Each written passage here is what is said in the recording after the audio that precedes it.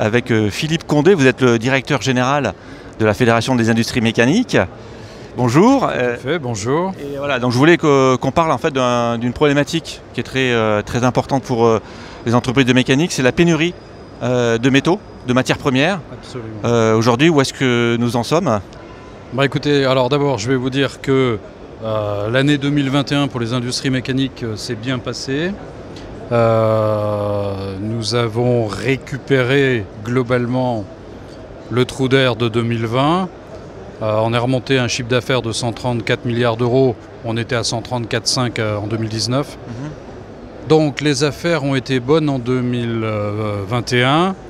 On partait sur le principe que ça devait être bon en 2022, en sachant qu'en 2021, on avait quand même commencé à ressentir des difficultés au deuxième semestre, des tensions sur les approvisionnements en métaux.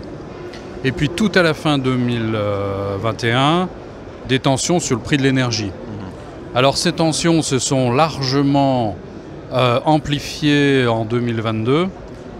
Bon, logiquement dû à la crise en Ukraine évidemment. Donc on a différentes natures de problèmes. Bon, l'énergie est extrêmement chère puisqu'on parlait d'un mégawattheure à 40-45 euros. Et il est passé à plus de 200. Donc on s'en rend compte de l'effet du coût de l'énergie dans les productions. Mais par ailleurs, donc des difficultés sur les approvisionnements en métaux. Alors, liées à plusieurs choses. Je pense que la remontée de l'activité en 2021 a été assez violente. Et donc, il y a déjà eu des tensions sur les productions. La sidérurgie n'est pas remontée assez vite en production pour arriver à couvrir les besoins de la mécanique. Donc déjà en 2020, ça s'est traduit par une augmentation des prix.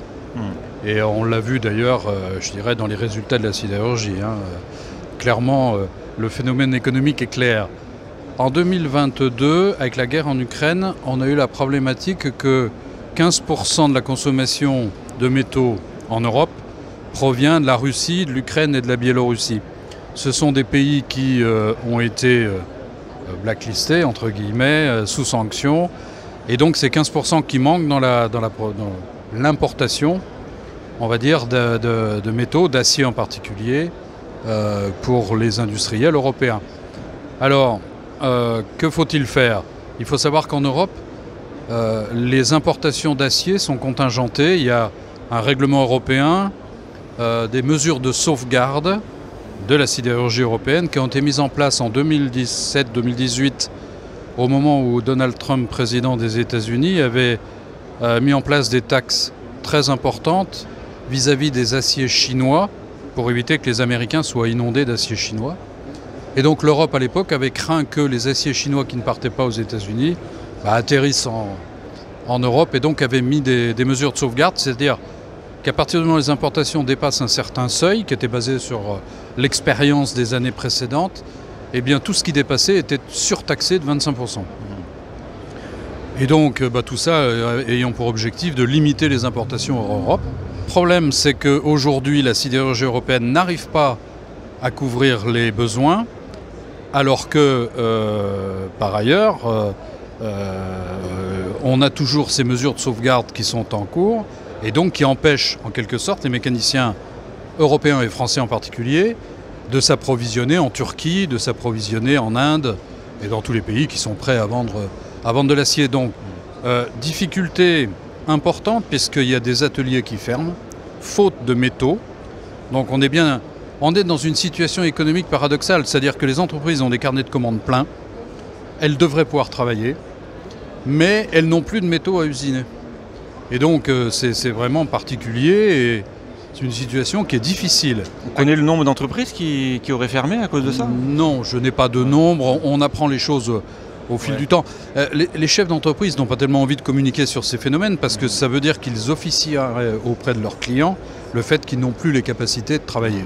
Donc voilà, on a des informations au coup par coup. On sait qu'il y a des entreprises, des usines importantes qui ont fermé, ferment pendant une semaine, pendant 10 jours, etc. À ce stade, on redoute, nous, qu'il y ait des fermetures définitives, mais on n'a pas de cas. Alors, qu'est-ce que la FIM fait? Elle travaille auprès de la puissance publique pour arriver à je dirais, lever temporairement au moins les mesures de sauvegarde de manière à permettre aux industriels d'aller acheter de l'acier chez les fournisseurs capables de les livrer. On travaille également sur un autre règlement européen qui concerne les déchets et les déchets métalliques. En fait, tous les copeaux fabriqués par, je dirais, dans les phases d'usinage fabriqués par les industriels mécaniciens, ces copeaux partent à 80% en Turquie et alimentent donc la sidérurgie turque pour, dans ces filières de fusion électrique, puisse livrer des aciers. Donc on se dit, tant qu'à faire, autant que ça reste en Europe et que ce soit utilisé par la sidérurgie européenne. Mais dans le cas des mesures de sauvegarde, comme dans le cas du règlement de déchets, on est sur des réglementations européennes, il faut qu'il y ait des accords entre les différents pays, etc. Donc ce sont des choses qui sont longues. Alors nous, on est intervenu assez fortement auprès de l'Allemagne, de l'Italie, de l'Espagne, de l'Europe du Nord. Et donc tout le monde a convergé auprès de notre association européenne qui s'est branchée avec la Commission pour essayer de pousser à cette levée temporaire des mesures de sauvegarde. Je dois dire qu'à date, c'est pas encore simple et c'est pas encore acquis. Il faut dire que la sidérurgie n'a pas du tout envie de voir arriver des concurrents extra-européens, en sachant que pour l'instant, la pénurie leur permet d'augmenter les prix drastiquement. Philippe Conté, donc vous êtes le directeur général de la Fédération des industries mécaniques. Tout à fait. Merci beaucoup. Bonne journée, merci.